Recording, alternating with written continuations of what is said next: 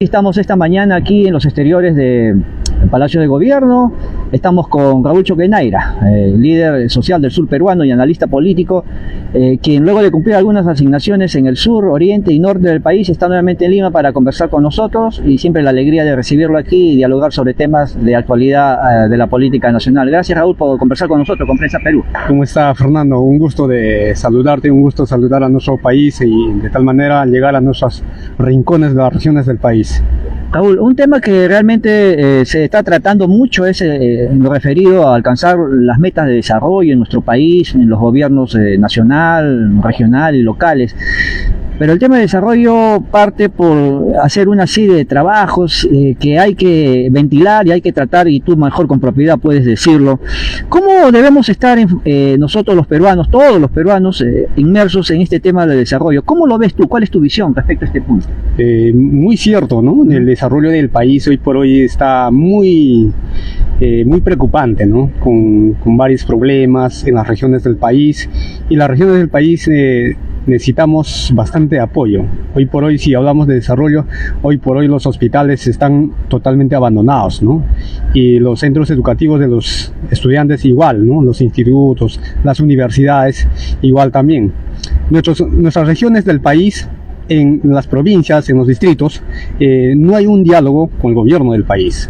Un diálogo que podemos llamar desde aquí, que debemos hacer un mesa de trabajo concertado, y que sea un trabajo que sea donde todos participan. Participan las regiones del país, participan nuestros hermanos, los gremios sociales, políticos, las organizaciones vivas, los comunidades populares. Raúl, estás planteando, digamos, un diálogo nacional real, de ancha base. Efectivamente, ¿no? Y muchas veces nunca ya no se ha visto eso, ¿no? ¿Por qué? Porque el desarrollo del país, cuando no hay una reunión, un horizonte, el horizonte es diferente, ¿no? Y donde el gobierno debe apuntar, o sea, tiene que analizar los criterios de trabajo, ¿no? Muchas veces las municipalidades que tienen bastante canon y sobrecanon, y algunos no tienen, ¿no? Y hay veces en las comunidades no llega ese presupuesto, ¿no? Y por decir, ¿no? En los ministerios es demasiado, podemos dar mucha burocracia que hay, ¿no? Entonces, por ejemplo, ese planteamiento que ha hecho el Congreso, el planteamiento está bien, ¿no? Del gobierno, pero los congresistas no lo han aprobado, ¿no? Sí, porque esta propuesta, digamos, del Ejecutivo a Legislativo respecto a digamos, en busca de modernizar el Estado, de lograr el desarrollo del país, como tú lo has señalado con propiedad, ¿qué es lo que pasa por el Legislativo? Digamos, ¿un desconocimiento de la realidad o qué es lo que sucede ahí? No es un desconocimiento, sino que aquí el gobierno plantea, y los funcionarios, el equipo técnico, no cumple con las expectativas. Y las expectativas, ¿cuándo se hacen y cuándo no se hacen? Porque ellos recién están empezando a trabajar, y eso no debe ser, ¿no? Entonces, por ejemplo, hay obras paralizadas, ¿no? ¿Cuántos años? Y hay proyectos paralizados. Hay proyectos viables, y esos proyectos que se están yendo en pocos años, en este año, por decir, proyectos, 100 proyectos o 1000 proyectos, en este año mueren. Pero para el año hay que hacer nueva etapa, y nueva etapa de inversión. Entonces, por eso el Estado peruano tiene que proyectarse, y para eso tiene que haber un diálogo. Sí.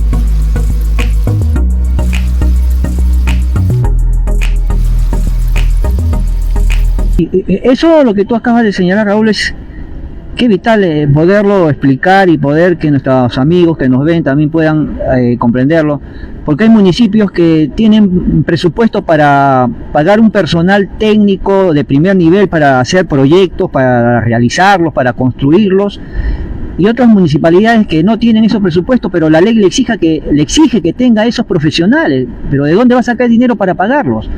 ¿No? Eso justamente, ¿no? Ese es un desafío, ¿no? El desafío, uno de los muchos. Uno es mucho más, pues. Claro. Pero en los ministerios hay presupuesto.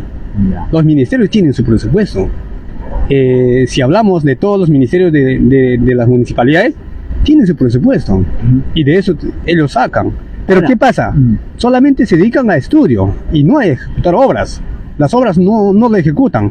Por decir una obra, por decir la carretera de Chincheros, hasta el día de hoy no se ejecuta. ¿Cuántos años está? Y se ha hecho una serie de expedientes ahí. Y mucho más. Ajá. Hablamos nomás de Magisiguas 2, Arequipa. ¿Cómo está Magisiguas 2? ¿Cuántos años está truncado en el Congreso? ¿Cuántos años acá en el Congreso está el expediente técnico?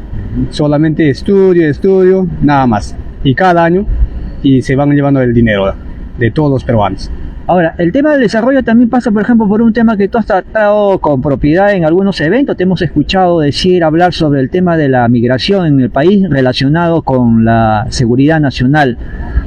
Explícanos por qué señalas esto y qué alternativas se pueden dar para un tema como tan urgente como el que tenemos de la seguridad nacional, que tiene que ver con la seguridad ciudadana también en nuestras localidades. Es muy cierto, ¿no? Que el Ministerio de Interior y el mancomunado con el Ministerio de Defensa y las municipalidades y la Policía Nacional que tienen que cumplir en este rol muy importante.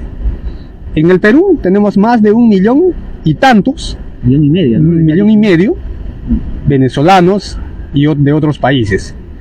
¿Por qué lo tenemos? Por ejemplo, no había un filtro que realmente esas personas que pueden delinquir en el país. ¿Por qué la inseguridad? Porque estas personas ya vienen con otra intención. ¿Qué pasa? Aquí no hay una sensibilización de la seguridad del Estado, del Perú. Desde aquí hago el llamado a nuestra presidenta del Perú que tome en cuenta, porque no puede ser todos los días muertes. No puede haber secuestros, no puede haber que lo desmantelan los carros, no puede ser. O sea, ¿hasta dónde estamos llegando? O sea, la policía, muerto. ¿Lo que pasó con los suboficiales en Puno? Oficiales, muerto. Carros, lo roban. El Estado no dice nada. Ahora, las comisarías no sé cómo estarán. O sea que habrá que ver de qué forma están trabajando las comisarías y de qué forma están apoyando al Estado peruano en tema de seguridad. Las municipalidades igual. Ahora, el Ministerio de Defensa, migraciones, no sé cómo está viendo el filtro, cómo están pasando, porque hoy por hoy que vemos nosotros, simplemente ellos pasan normal, sin documento, llegan. Caso, por ejemplo, cuando llegan a Lima, a las provincias, a los departamentos, ¿qué hacen? Se alquilan un cuarto sin documentos. Sí, pues no, muchas familias que tienen... No hay ni contrato. No hay contrato. No sabemos ni su nombre. No saben quién es. ¿A quién estamos alojando? No sabemos. ¿Y cómo sabemos? De mañana ya se va. O esta noche se ha ido y se ha llevado varias cosas. Entonces, no hay seguridad en el Estado. ¿Sabe? Aquí debemos practicar primeramente la seguridad. Porque, ¿de qué sirve? Nosotros vamos a hablar seguridad, pero si no hay los filtros. Que debemos pasar varios filtros en migraciones, que realmente migraciones que sea el ente ejecutora de todos los filtros, con la Policía Nacional del Perú. Yo pienso que en esos aspectos muy importantes, desde acá hago el llamado a todos los funcionarios que hay que poner más énfasis en el tema de seguridad. No podemos tener mucho morso. Raúl, ha sido un gusto conversar contigo. Sabemos que vas a cumplir una serie de reuniones, me señalan, y quizás en otro momento seguir hablando algunos temas con propiedad contigo aquí con Prensa Perú. Efectivamente, muchas gracias, mi estimado Fernando.